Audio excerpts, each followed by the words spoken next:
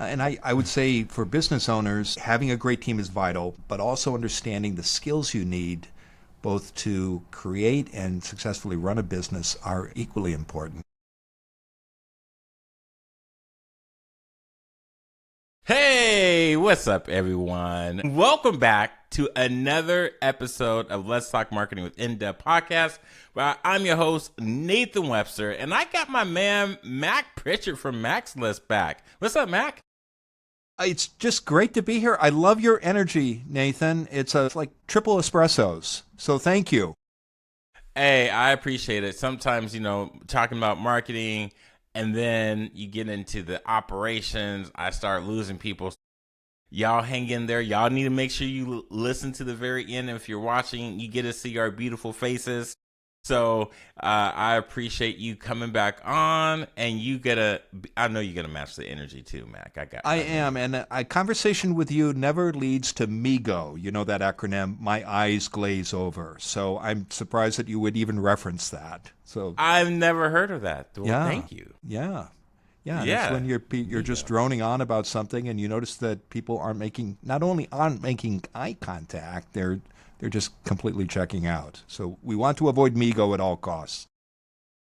Yes, especially when we were talking about this topic, building a great team. I know that I don't want to steal your thunder, but how long have you been doing hiring and working with companies in this regards?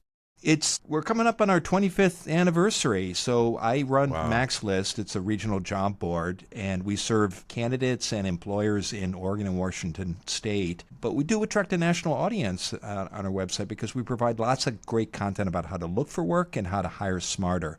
So I've been talking to job applicants and hiring managers for a long time now and learned a lot along the way. 25 years, man. That's congrats on the quarter. Yeah. I don't, you can't say the double nickel, or what was it?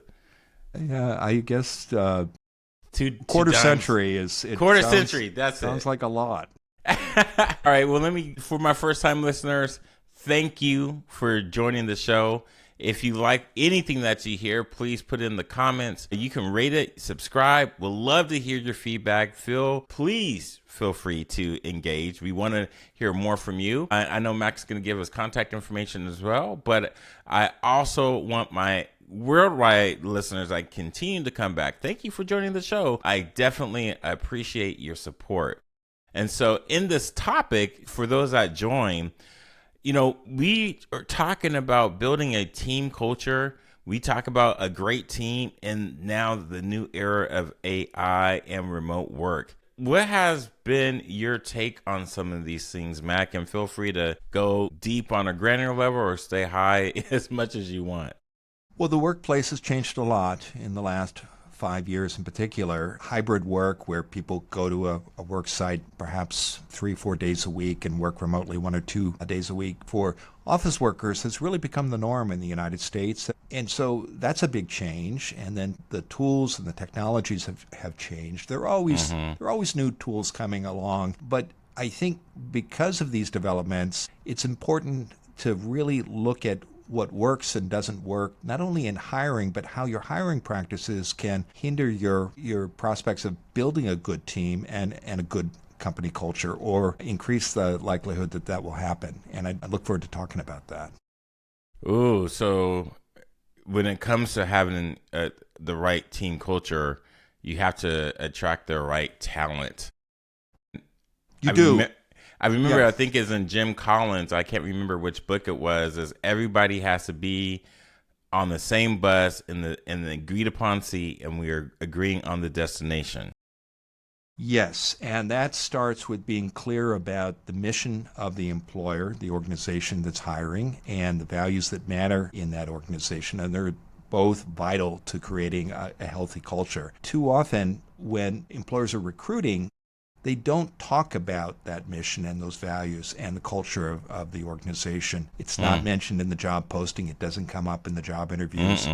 And when that happens, it makes it so much harder to both create and grow a culture where people can thrive. And every organization is different, but you just got to be clear about what matters to yours. And it's vital that you do that during the recruitment and the onboarding process for new employees. So if we were to drill down, it'd be a little bit more specific with this. Now that we have some of these big tech companies stripping away these benefits that used to be the golden lure of why people went into tech, what is your thoughts on them stripping away these benefits? Well, benefits are a huge part of an employer's culture. I think that if you want to attract people who are the best in their field, you've got to not only be clear about the benefits you offer, you've got to understand what your competitors are offering. Mm-hmm. Smart employers are always going to provide competitive benefits, and money matters, and so do benefits. Yes. They both matter a lot, but so does the mission and the values. And I guess I want to go back to a simple thing. It sounds simple, but it's really important. Because I run a job board, I look at job postings all day long, and too many employers don't talk about both their benefits and their salary and the mission and values of their organization. And I also hear from employers, many of whom don't do these things, I'm not getting enough applications, or I'm getting the wrong applications. Well, if you want to build a great team and you want to have a healthy culture and you want to compete effectively against your competitors, you've got to be clear about what makes you different and what you offer. And your job posting is a great way to do that. And it really is table stakes. Increasingly, we talked about the changes in the workplace, the importance of hybrid work. Salary transparency, Nathan, it's becoming it's not quite half of national job posts have salaries now, but it's right on the cusp. And that's a big change from 5 years ago. And that's important not only to applicants, but to employers as well, because when you include a salary range in a posting, your applications not only go up, you get the right applications because you're being clear about what you pay, you're putting a price tag on the job, and that sends a powerful signal to the people who are interested in that opportunity. Why do people or employers struggle with this? Anecdotally, you hear two things. One is, well, we want to see what we can get. And they try to.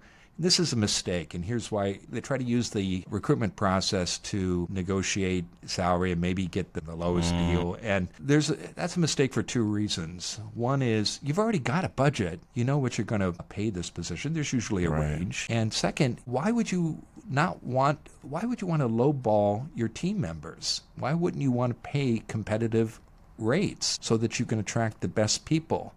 And many employers don't invest the time to do the market research to find out what their competitors are paying for the position they're hiring for. You got to do that as an employer. Candidly, you got to do it as a candidate, because if you're going to negotiate effectively, you got to know the value of the services that you're offering. Mac, I don't remember the name of the individual. He's actually in Seattle. He was a CEO that did a payment gateway, and he was like, I'm paying my employees $70,000 a year. I don't remember his name, but I like you said, if you have a budget, and he got a lot of controversy for that. Do you know who I'm talking about? I do. He's had some legal troubles too, but he did stand out because not only was he clear about what he was offering, but it was substantially higher for those positions than his competitors were offering. So his idea was, let's pay people a living wage. And in Seattle at that time, I think it was 5 or 6 years ago, Nathan, quick Google search will clarify this. That was an above market price. And he said, well, we've got to pay people living wages. And if you're going to thrive in Seattle, this is what I think they were service jobs and many employers were paying substantially less than $70,000. And that's good. Employees should benefit from the profitability of a company. Salary transparency is related, somewhat different. It's just being clear, whatever the position might be, what the salary range is. And it's important because it helps you as an employer with recruitment, as we talked about. But it also, when you have salary transparency, it chips away at the gender gap in earnings among women and men. because there's Okay. lots of research that shows men are much more likely to negotiate salary and when they get an offer versus women who often, again, the research shows take the first offer. Okay. That's interesting. Data suggests that women take the first offer rather than negotiate. Yeah, yeah. And when you do that, as you know, your salary history, while it's not legal in some states now to ask about that, it does lock you into this ladder, and that can affect your lifetime earnings. So whenever you change jobs as a candidate, you want to be clear that about what the employers are paying for the job that you're pursuing so you can get a market rate salary. And one of the best ways to negotiate that salary is to have data that you can point to and cite. So when you're in conversation with a hiring manager, you can say, I want what the market's paying, and here's the data that shows what that is. So, okay, I totally agree that I want to be paid a living wage. I want to be paid good if I apply to a job. Yes, I want to know what I'm going to make. But once I get there and I'm making the money, what's going to keep people there? Because I think for what I see working with some clients, you get people there that are having a hard time trying to get their employees to do more than just what's required. How do you build that culture? Well, again, it starts with recruitment in your job postings and in your hiring. Be clear about the mission, the values, what makes you different. Offer competitive salary and benefits, and you will attract bright, engaged people. And then for them to be successful, you've got to have an effective onboarding process. So you just can't have somebody walk in and expect them to be successful on day one. You've got to think thoughtfully about what you want them to do, but also what information they need, who they need to meet, what resources they need to be connected with in order to be successful. So smart employers typically will have a 30, 60, 90-day plan and a very thoughtful onboarding process. And they'll have clear goals about what they want that new employee to achieve during those first 3 to 6 months. And if you know what the expectations are from your boss, you're much more likely to be successful and to avoid, a termination during that first 6 months. Nobody likes a hire that doesn't work. It's not good for the candidate. It's not good for the new person's peers or for the employer. So having an onboarding plan is vital, and it's going to increase the likelihood that you're going to retain this person in the long run. Okay. So when it comes to the onboarding stage, obviously that's the new hire process, but how do you help them become, and like you said, that's a recruitment strategy. Yeah. And you said the values and having this culture, but how do you not, I guess, sugarcoat when someone's not meeting expectations? How do you properly coach them and put them in the position to win? Well, again, having clear expectations for those first 3 to 6 months. Here are the specific things we want you to do. Here are the people you need to meet and the resources you need, the documents you need to read, the people you need to talk to. That goes a long way towards making people successful. I think also having effective managers in place who know how to manage people and check in regularly with their reports. Feedback. Yeah, and it is a weekly check-in, I think, again, is table stakes. But it's surprising how often that doesn't happen. And in many organizations, people are promoted to management jobs and not given the training and support they need to be successful and for their teams to be successful. Many people, in order to earn more money, will move from, say, a technical or a contributor position to a management role. But the smart organizations that do build great teams are giving those new managers the training and support they need to be successful in that new role, because being a manager requires a different set of skills than being a contributor or a technical specialist. And it's a learning process. I believe most people can learn how to be good managers, but it's not something you can do on the fly. You need training and you need your own form of support.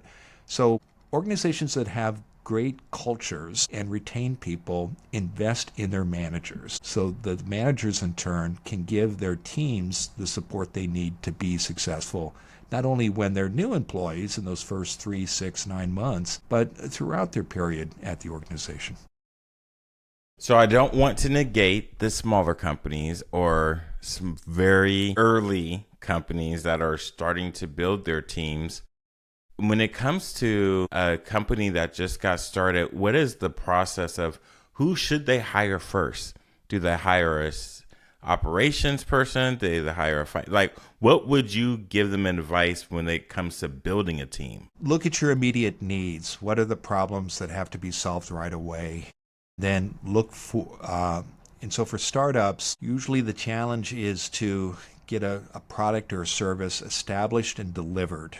And in the first year or two, the founders and the people who will become the executives eventually, if the company is successful, of a large firm, are doing a lot of direct work that support people often do. And the quicker you can free people up who are creating that product so that they can focus on both delivery and sales to grow the market share, the more successful that company is going to be. It's a dance. I've started 2 small businesses, and I know you're a small business owner as well, so it's a tango you know well. But it's really, I think people who navigate it successfully, founders and CEOs of startups, understand how quickly, what they need to do to get the product out the door and build a customer base so that you create the revenue that's going to allow you to begin building out the team that you need the great team you're going to need to make your firm thrive. Yeah, I'll go on my quick rant. I don't believe when companies are getting set up, they don't understand revenue is absolutely vital if you want to keep your business going. And I just don't get how they don't put that first. And then now that they're treading water, now they're like, oh, we need this marketing plan or strategy, but we don't have a budget for it. Well, I can't help you. Your business model was built without one. So, yeah. And I would say for business owners, having a great team is vital, but also understanding the skills you need both to create and successfully run a business are equally important. And my first company was a public relations firm. My second is the job board. In both instances, Nathan, and I expect you've done this too in your marketing company, I had to go out and learn how to run a business. I knew how to write. I knew how to create things. I was a good contributor and a decent middle manager, but I had to get clear about what made my firm different, what products we were going to offer, what I was going to say, who my ideal customer was, and then go out and sell and price my product correctly. So these were all skills that some of them I knew. If I did, there was lots of room for improvement, and some I had to learn from scratch. One of the ways I got good at these skills was I went to a professional conference for PR agency owners and then another one for job board operators, and I learned from my peers and leaders in the industry. And having those business skills is vital whether you're creating a firm from scratch or you're stepping into a senior role in an already successful company.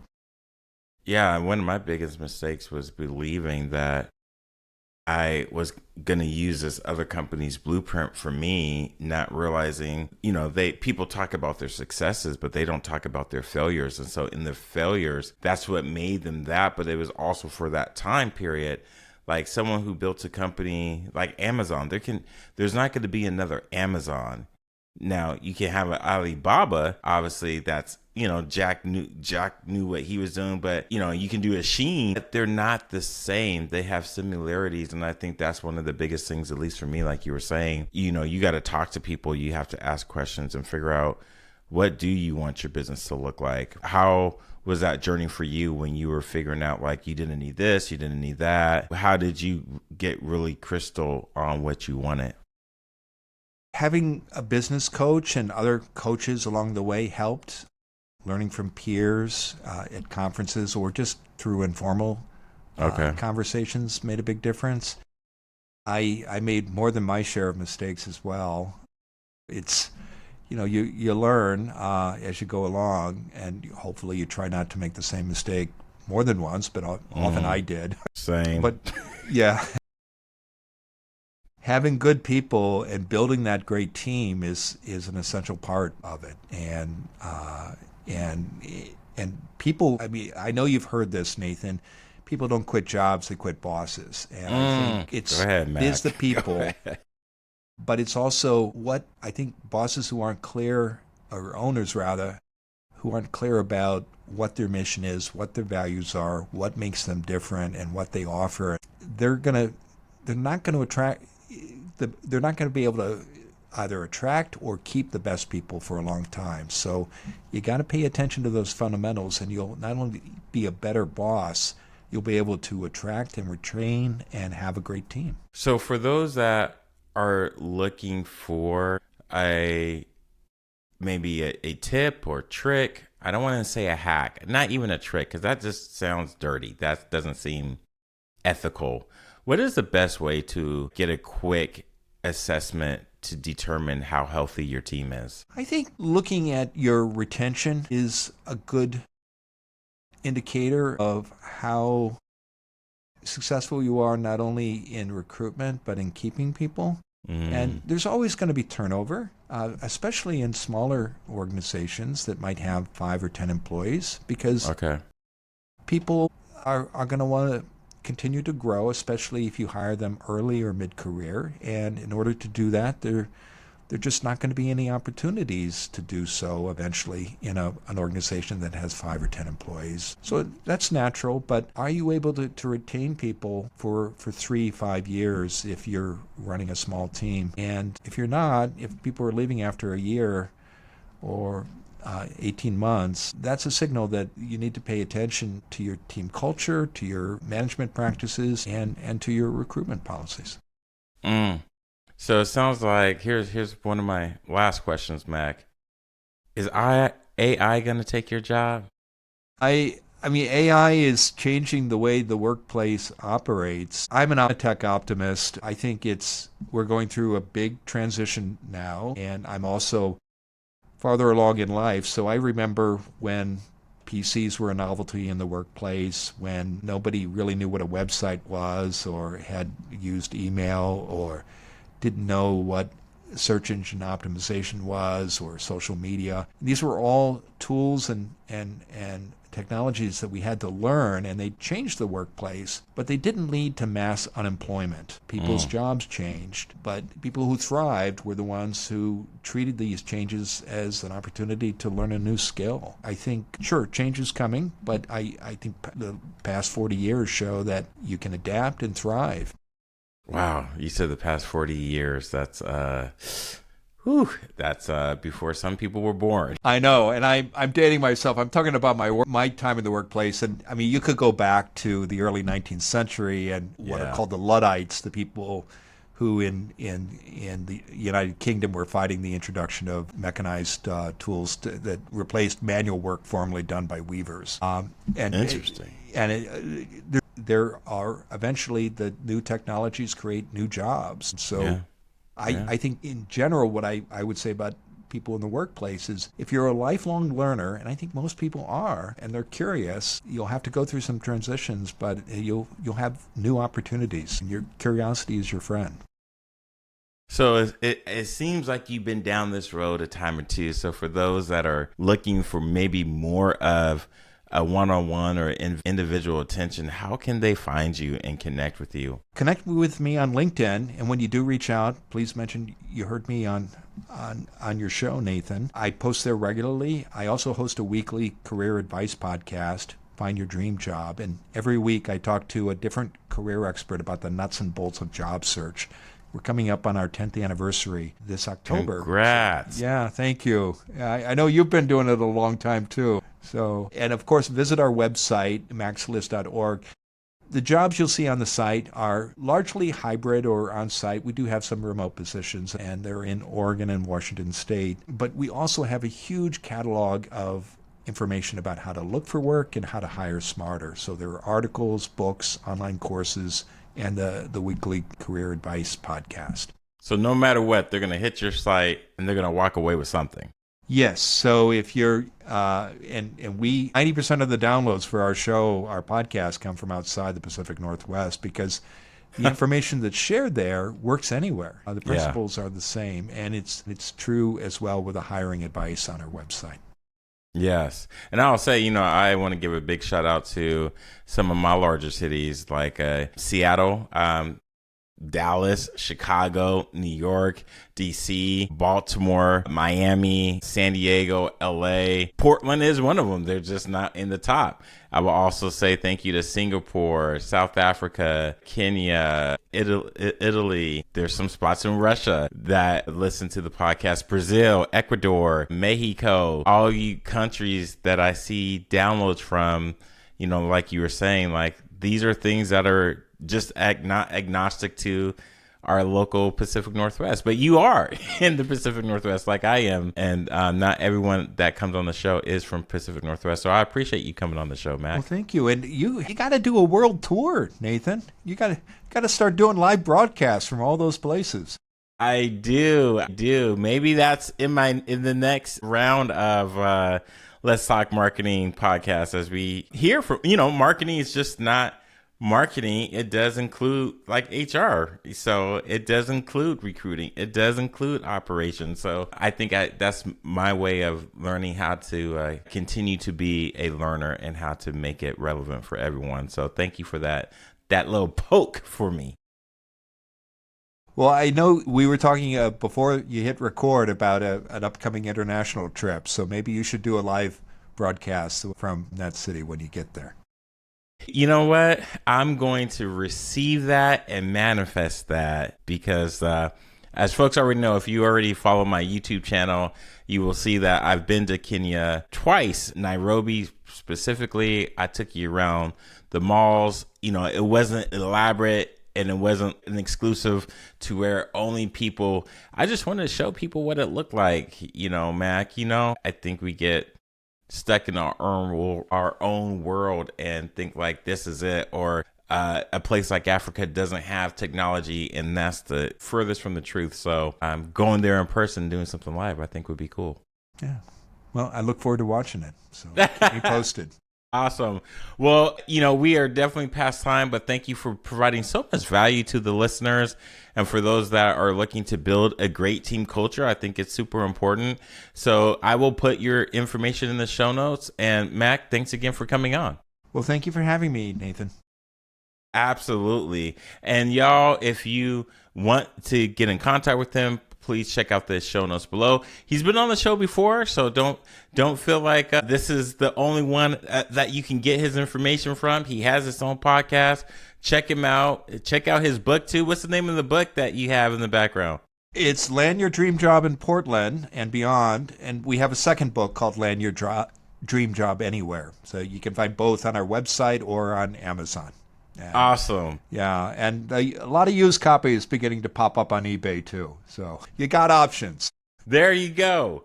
All right, y'all. Thank you. If you like the podcast, please rate, subscribe, please follow. We definitely want to hear from you. Don't feel as if like this is it, because we want to talk more. Mac, I plan to have you back on because that would be great. Yeah, building a team is a never-ending task. So y'all put in the comments what you want to hear from us next, and we'd be happy to oblige. So until next time, wish you nothing but the best. So dream big and Godspeed. We're out.